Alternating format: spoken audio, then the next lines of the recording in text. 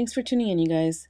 So I'm going to start off with some die cuts. These are from Tim Holtz Alterations dies, the dress form, and cut a couple of the stands and two sets of wings, painting it white, and then I painted it cream. I'm just going to use some Studio Matte Medium, which is a glue, but I'm going to use it for some image transferring.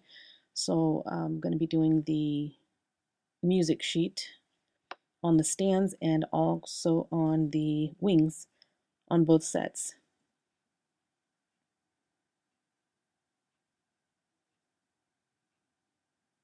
I'm gonna just plop them down on the sheet there and set them aside so they can start drying. So I just cut off the excess, trying to make sure it's as dry as it should be, and wetting my finger, I'm just gonna let the water soak into the paper and then gently rubbing. Takes quite a little bit of time, but to me it's so well worth the look.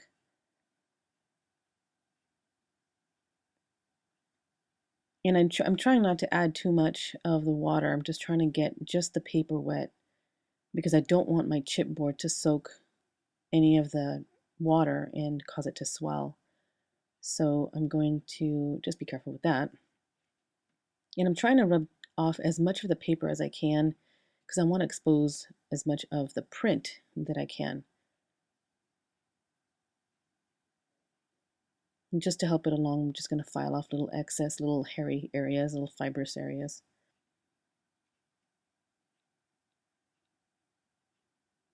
So I did that to the stand and the wings. I'm just showing you different stages of them here. So now that they're done, they're all dry. That's what they look like. So I'm going to start on the skirt, and I saw this. I don't remember exactly who did it, but it was on Pinterest. I saw a dress form, and it had a bunch of laces hanging off the waist, and I loved that look. So I measured this waist. It was 2 inches from the waist to the bottom of the form. So doubling that at 4 inches, I went a little extra at 5 inches. So I cut 5-inch strips and just tied a knot to some jute string, and I tried to add enough to where it was about 1.25 inches wide, and that should be enough to cover the very front of the dress form, using various different kinds of laces from Wild Orchid Crafts, some of their seam binding in the cameo beige and the I guess it's cream, and then I used white. One of them is a little thick, but I really love the texture of it, so I wanted to use it. And then these are a couple of that are discontinued, so I needed to use them up. But they have some new laces out, you guys, and I'll show you that as soon as my design team kit comes in. So I created this skirt, and they're all like different lengths.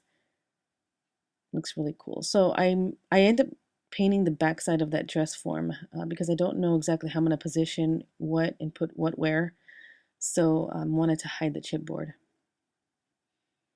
So here I'm going to add some crackle accents to the two front pairs of the wings. And I guess I'm doing that to make it stand out a little more. I am going to do the 2 pairs of wings for her. But I guess, I don't know, maybe I'm just wanting it to just to stand out and to show that there are 2 pairs of wings and it's not one big full wing. I don't know. I just did it just 'cause.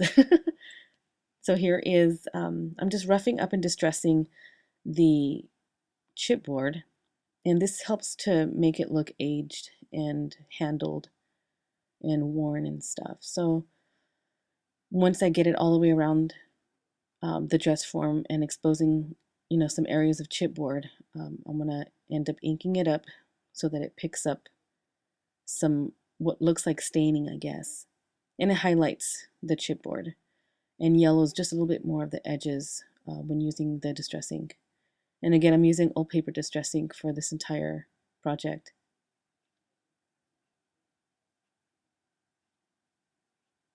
Just rubbing excess off. On the wings, I did the same thing. I exposed some of the chipboard and removing a little bits and pieces of the paper and the paint. And then I edged it with the old paper distress ink. And here you can see the top layer has the crackle, the back pair of wings does not. So I'm gonna try and, I don't know why, I was just so terrified to glue the wings on. I didn't want to get them all crooked and stuff, and so, I mean, eventually I had to do it. Here I'm rubbing some old paper distress ink on the laces too, just to give it a little bit more grungy or shabbier look. See, I didn't even glue the wings on at that time yet, but I will in a sec. So this is some cream colored cheesecloth. I have cream and white, and I wanted to hide a little bit of the jute rope. So I tied a little bit around the waist, and then I end up having had another piece here that I added to the skirt. And it adds that tattered look, that shabby look to the skirt, and I really liked how it looked. I probably should have added another one, I think, on the other side, but I only had those two strips at the moment, so not a big deal. It frays and some of the pieces fall, but none of it's falling now because it's all tight and I'm not really touching it and stuff. So this is a new die cut shape that I have. It's a fancy mini top note, and I just added that to my AccuCut die cut listing. I have the larger version as well, but this one is it's such a cute little one. So I just mixed a couple paints there, a rose petal pink by Making Memories and some vintage white to tone that down, and I'm just going to do a full coverage on both sides. I do end up doing the edges, but not until after these sides were dry. All right, now I gotta bite the bullet and glue these on. So yeah, I was terrified. I didn't want them to come out crooked, but I messed with them so much, I just felt like, okay, I think I can do this. So I just hot glued them down at the edge there. And I am gonna do the two front ones first. You know, I could have left it like that. It looked really cool, but I had already had the other ones done, and I thought it would be cool to have them look fuller with two sets of wings. Make it look layered, how wings normally do anyways. So here I'm just going to go ahead and glue them on. And I think one of them was a little bit crooked, just a tad, and I hope that you guys can't tell. But they look okay. So here, because I do have two pairs of wings, it does end up leaving a gap. You know, I don't want to glue the dress form down and it's just the form pressed down into the top note. So I want to fill the gaps in. So I add in some chipboard, 2 layers of scrap square pieces of chipboard on the top and the bottom. And I add one stand. And I believe I did add a couple of strips, or actually one more little strip of chipboard on the stand. I'm not positive if I did or not. Just trying to figure out where to put it. And I'm going to add this heart. This is a leftover heart from the card I made in the last video from Anna's card.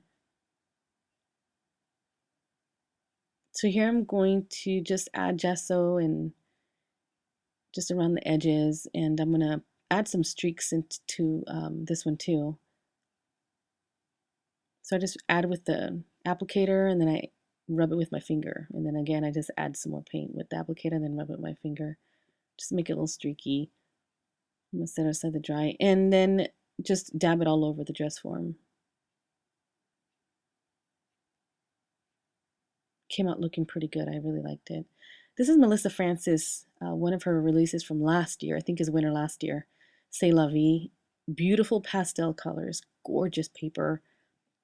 So I ended up using a very light print. It's a very light pink print of cherubs and angels. And there's a detailed picture on my blog because I didn't realize I didn't have a clip here to show you on the video. But there's a detailed picture really up close. You can see a little angel, a little fat angel. They're so cute. So I am going to do this, like this gesso side is the one that's showing because I didn't want to cover it with the paper, of course. So on the other side, I did the paper. And you can see that there's some images of pink or something on there. Super cute paper. So I'm going to clean up the edges by filing them off as I do all the time when I add paper to chipboard. So it has that nice clean look. And I wanted to add some more distressing to it. So I'm rubbing off little areas of the paper. What I want to do is take off some of the print of the angels, showing the white core of the paper down to the paint that's on the chipboard. And I had an idea to scrape off a little bit of the paint to expose some chipboard, but man, that paint was thick. And, even though I was using the emery board, it just wouldn't scratch off as much as I would like it to have. So I just left it. I tried and I attempted in some areas and couldn't get the chipboard to expose, but it looked fine. So I'm like rubbing there and trying to get it to chip off and it won't come off. So I'm just going to go ahead and just make a few other areas that same distressed look. Make it look really handled. I'm just adding some old paper distress ink again in some areas. Now when you're rubbing off this paper, you want to make sure that you are rubbing from the outside in so that you're not peeling and peeling and peeling more paper. Kind of contain your area. Here's some Studio Matte Medium again, and I'm just going to add some French book paper. Do image transfers on this too. I could just peel off the excess paper and just leave what was showing there, but I didn't want to. I'm kind of into doing the image transfers right now, so. And in doing so, I did find two words. I found the word Paris and I found the word Madam on. So I just cut them out, and I'm gonna add them to the heart because it just looks cute. So I'm just going to peel off some of the extra paper. Some of it's still wet, so I couldn't do that. So I'm just going to rub it off and do the image transfer again on all, I think it was 4 pieces, 4 areas that I have book paper on there. Have to be careful not to rub off the designer paper because that was really challenging.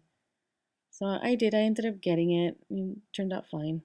So here it is. I already did all of the pieces I wanted to do. Distressing a little bit more.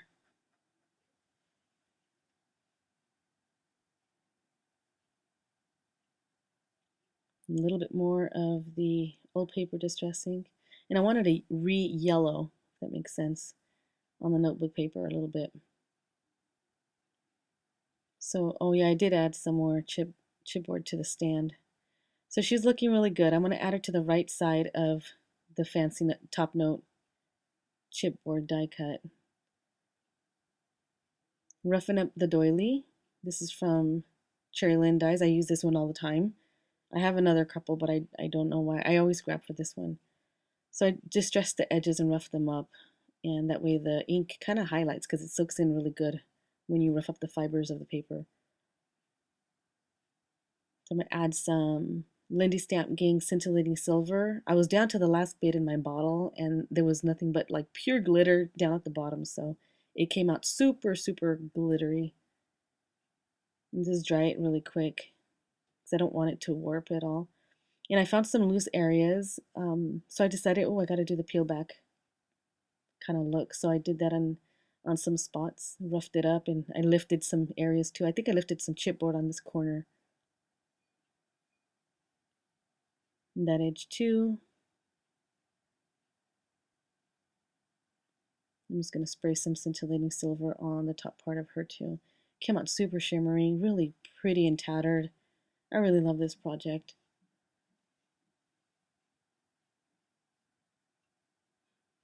So here's some stickles. I believe this was Picket Fence that I'm using, or Rock Candy, one of the two.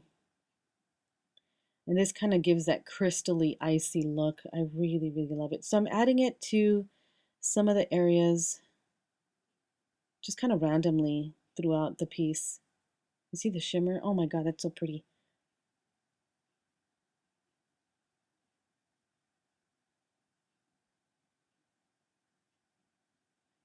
It's almost done there. I'm grabbing a wild rose from Wild Orchid Crafts. Added some Victorian velvet just around the edges to kind of give it a semi two-tone look, and so I can add that to the project there. Here I'm just measuring where I'm going to add my holes so that I can string my ribbon through it. And I'm using some silk ribbon from Wild Orchid Crafts that is super, oh gosh, this silk ribbon is gorgeous. It's so super soft. I have a couple different colors in the pink tone, but I ended up going with this rose colored, and they don't have it anymore when I went to look for some more. So, oh well. They have another kind of a rosy color and beigey pinkish color, so they have quite a variety of colors. So this is a vintage bling that I found at an antique store. Actually, it was a pack of like 8 or something. So I just tied it to some seam binding and wrapped it around her, or made a bow. Sorry, made a bow, and then tied it with some crochet string. So here's the silk ribbon I was telling you about. It's about an inch and a half, inch and a quarter, something like that wide. So, and I didn't put eyelets on this because I didn't want any of it to snag on the back side. As you can see, it's like the stringed part is on the back side, so you have to make sure that that's even because I glued it and I glued some of the ribbon down really well. So I'm just going to glue her down to the, kind of on the right, off to the right, right centered, I guess. Here's some more cheesecloth. I'm going to add my little rose there to it. And I do add a couple of other flowers on there in a little bit, I'll show you. I'm going to add my doily. And I do go back to reinforce that piece because it's kind of little, it lifts on some of the areas, so I'm going to go back and reinforce it. An extra heart that was left over from my card in the last video. These are some beautiful sweetheart blossoms in an ivory. And I have links to all of these flowers and all the ribbons and seam binding that I can find on the website. It's all the links are down in the description. Um, Actually, no, the descriptions are there, but the links to the products are on my blog, as well as these here. These little roses and closed roses and those itty bitty funny flowers. Those are from a spray that they don't have anymore, but they do have them separate. So I can't remember if they're gypsophilas or if they're the other ones. There's two that look very similar. But anyways, the links are down over on my blog so you can get to them there. So that's pretty much my project. I hope you guys liked the tutorial. I had so much fun with this. Please check out the links below and check out what everyone else is making on the design team over on the Wilder Crafts YouTube channel. Thanks so much, you guys, for watching.